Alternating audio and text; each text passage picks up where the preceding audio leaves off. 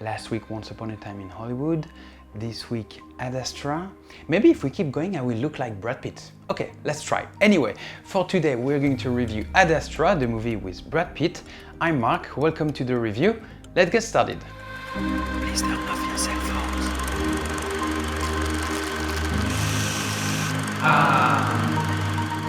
Yes, in this movie directed by James Gray, we discover that Earth is experiencing a series of events called the Surge, and actually the astronaut Brad Pitt is chosen to discover what happened in a mission that took place 30 years ago with his father, played by Tommy Lee Jones. And alongside this, we have also an insight of the character of Brad Pitt, discovering who he really is. And I found it really interesting. For me, it's the balance between Interstellar and Gravity.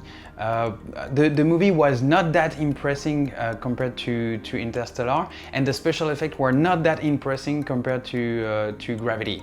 But though it's a really interesting angle that we have here, and the performance of Brad Pitt, I praise the performance of Brad Pitt. Actually, usually he's playing the specialist, knowing everything about everything he does, having a lot of confidence in himself.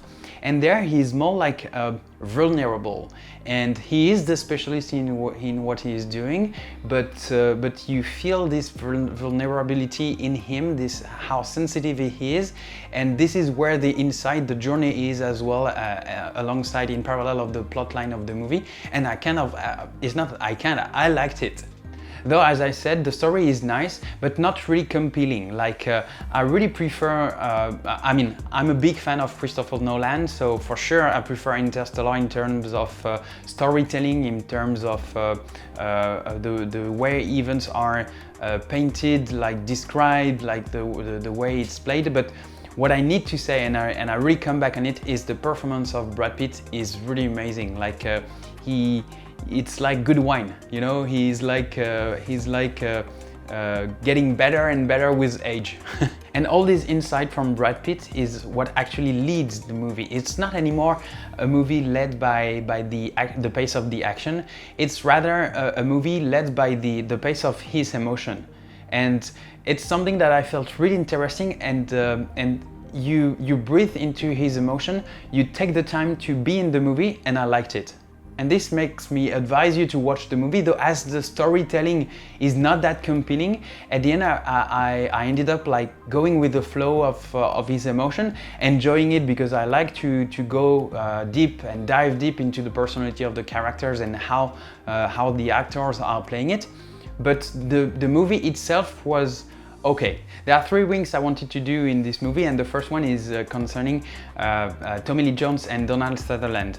Actually, these two actors already played in a space movie named Space Cowboys back in 2000, and it makes me feel like the movie now, as they already had a mission in the other movie, is a kind of spin-off what happened in Space Cowboys. Though Space Cowboys was a comedy, so it's not the same kind really.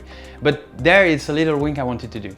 And my second wink concerns a scene that we have in the trailer concerning a car hunt on the moon. It made me feel like it was like Mad Max Fury Road on the moon. Like you could totally do the parallel, and I find it funny. And my third link concerns space movies. Actually, we had Gravity in 2013 with George Clooney. We had The Martian with Matt Damon in 2015, and now we have Astra in 2019 with Brad Pitt. So maybe the next movie between the three of them will be Ocean's 15 on the moon. I don't know, maybe they built some casino somewhere. Could be interesting to watch out. I would have liked to get more pace into the action, which I like a bit, though it's the flip side of having all the insight, all the performance of Brad Pitt's character, of Brad Pitt's performance in the movie. But though, for me, it's not enough to be ranked on the podium of our review, which we're going to see right now. So in third position is still Spider-Man Far From Home, and in fourth position, Avengers Endgame. In second position, we still have Fighting With My Family. And in first position, the Korean movie Parasite. The review of today, Ad Astra, takes the 9th position on our top movies ranking. Now for the flop movies, we still have in 3rd position Pokémon Detective Pikachu, in 4th position Yesterday, in 2nd position Godzilla King of the Monsters, and in 1st position, still remaining, X-Men Dark Phoenix. I still have one more thing to say. If you like space travel, you can put a thumb up on the video. Even better, you could subscribe to the channel, and what helped the most is to ring the bell so that you don't miss any notification, any new video released on the channel. On my side, what I would like to add is that you agree or disagree with me on the review. That's perfect either way. What you can do is comment on the section below. I'll be really happy to engage the conversation with you.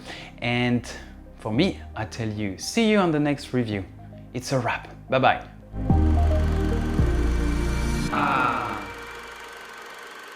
You can turn on your cell phones.